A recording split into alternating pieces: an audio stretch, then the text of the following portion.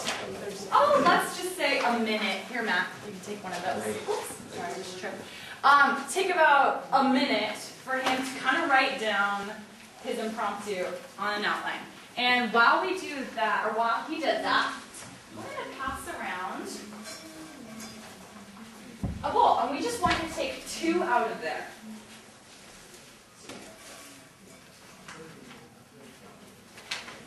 And these, you can definitely look at them. You're going to have to choose one for your own sample impromptu. Focus on Matt. Close your eyes for just a minute. Picture yourself. You're standing at the line, crouched down. You're waiting for the great word, the key word, hike. And when that word comes, what do? You run. You run with everything you have. And you run straight out, and you cut across to the right, and you turn. And as you look back at the quarterback, the football is dropping right into your hands.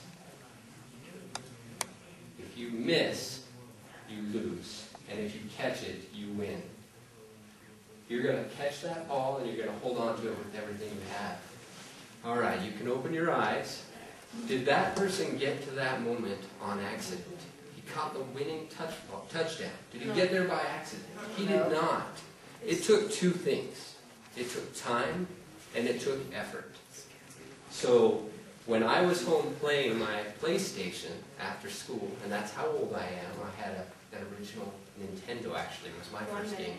When I was playing with my Nintendo, he was out there practicing, and that was the time that he made. And he took the effort, because when I was sitting in my lazy boy eating Cheetos, he was working hard. And that's what it takes to be a successful football player. Time and effort. Good job.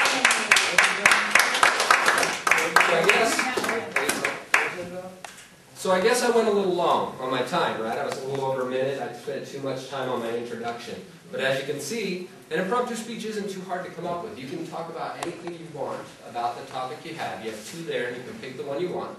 We're not all going to do it here. We're going to make it a little easier on you. We're going to break up into 3 groups. Tasha's going to take group 1. Katie's going to take group 2, and group 3 is going to stay in here with me. So everybody look under your chair right now and pull out a little piece of paper that's taped there. There's a piece of paper under there somewhere, and it has a little number on it. Pull that out, and I want all the number 1s to go over to this door, all the number 2s to go over to this door, and all the 3s to sit back down in your chair. So if you guys want to go over to... What? Listening. Listening is a part of speaking, because somebody has to listen. Texting. Who said that? Great answer. Texting is communication. Any ideas in here? Yeah. Email. Email. That's a great communication. Yeah. Faxing. All right. What does texting, faxing, and emailing all have in common? Communication. They're typed. They're communication that are typed or written. And so right now we're going to talk real quick about some written communication. All right. So, writing a letter is a really important way to communicate, and one example of written communication is a letter to the editor. So, what's a letter to the editor? Yes? You kind of like write to the state or newspaper, and if they like it, then they put it in the newspaper for everyone to see. Okay, and what are you doing when you write that letter? You tell them something. You tell them your opinion, you tell them what you think about something, all right? So, what's an editor? You know, he's the boss at the newspaper that says what goes into the newspaper, right? And so if you write a letter that he doesn't like, he's going to just throw it out, right? And he may put something in that he doesn't agree with, but he won't put in something that's poorly written or doesn't express an idea that's worth listening to. So when we write letters, we need to make sure that they're clear and follow some good tips. We're going to pass around some tips on how to write a good letter to the editor, and this is one of your requirements. So what you're going to do after tonight is go home and write a letter to the editor. We're going to tonight talk about how to get you started on that. The first thing you have to do, okay, is make it relevant. You remember when Katie was up here talking about speaking to people? and talking to them about things they'd be interested in, like talking to me about Barbies. Well, if you write a letter to a hunting magazine that talks about, I don't know, like school uniforms, okay? They're probably not going to publish that because hunting magazines don't care about school uniforms. But if you write a letter to your school newspaper to say, I don't want to wear a school uniform, then they might put that in there because that has to do with you, right? Then the next thing you need to do is make sure you address it to the editor. So if I said, Dear Mr. Smith, is that the best way to address it? No, you'd address it, Dear Editor. That's probably the best way to start. You need to make it personal, okay? The topic needs to be something that you care about.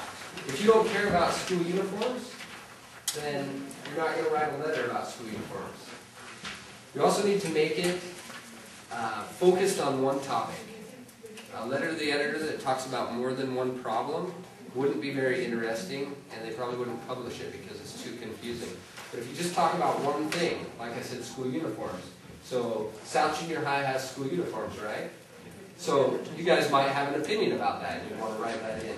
But you wouldn't want to throw in there, I don't like school uniforms, and we should also have a longer lunch hour. Because those two things have nothing to do with each other really, right? And then finally, you want to keep it short.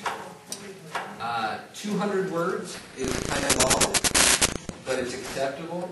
But you want to keep it about 100 words is probably the perfect length for a letter to the editor. We're going to brainstorm ideas so that tomorrow, when you go home and you need to write your letter to the editor to meet this requirement, you have some ideas. So go to your tables and you're going to, as a group, talk about some ideas of what might be a good topic for a letter to the editor and who you might write the letter to. Okay? And break. Great job. Look at how catchy these things